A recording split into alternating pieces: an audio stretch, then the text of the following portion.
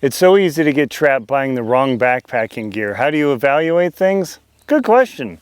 When you're looking at the gear weight versus strength, the current ethos is get as light as possible, cut your toothbrush off and all this garbage, shall we say.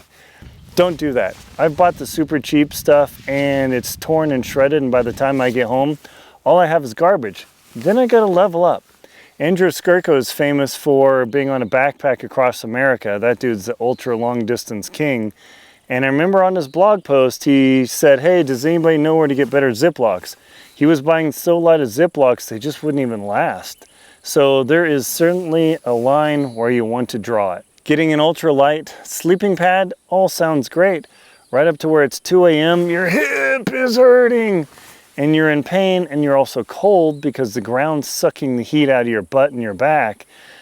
Be very careful. A couple ounces here make all the difference in your sleep, because if you get a really poor night of sleep, that is like carrying an extra 10 pounds on your back. It's totally amazing of the experiential difference on there.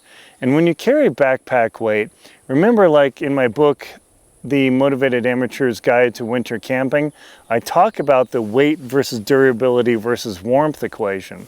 That book isn't just about winter camping, because sometimes in the summer, it gets cold too. And when you're purchasing a backpack, always consider the pack weight versus pack volume. This Black Diamond Speed Pack here, the 40-liter model, I love it. I can do a weekend, maybe a 3-day backpack, depending on how much I have to carry and if I have to carry a bear can or not. That thing can go very far with me, but I pack very light and I use a tarp tent. So if you're doing something a little more serious, I've been in a smaller backpack than that in the Sierras, and people literally freak out. It's like, oh my gosh, where's your stuff?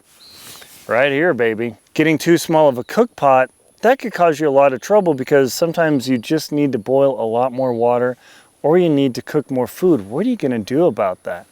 I purchased a really small cook pot a long time ago, super small, and it made my life easy in the Sierras until I needed more water. Then I gotta like do 2 cycles. That was a mistake. Get a little bit bigger pot. You can always have a little bit more space. That extra ounce or 2 is definitely worth it. Choosing the right waterproof gear, that's harder, because you can go ultra light, and I've shredded that gear too. Nowadays, for heavier expeditions, I wear my REI E-Vent jacket. I don't know if they've made 2 or 3 versions of it, REI has. This thing has been on Denali, been in Greenland. It's super tough.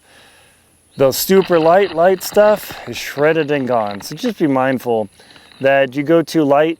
Light doesn't always mean cheap, but cheap usually is light.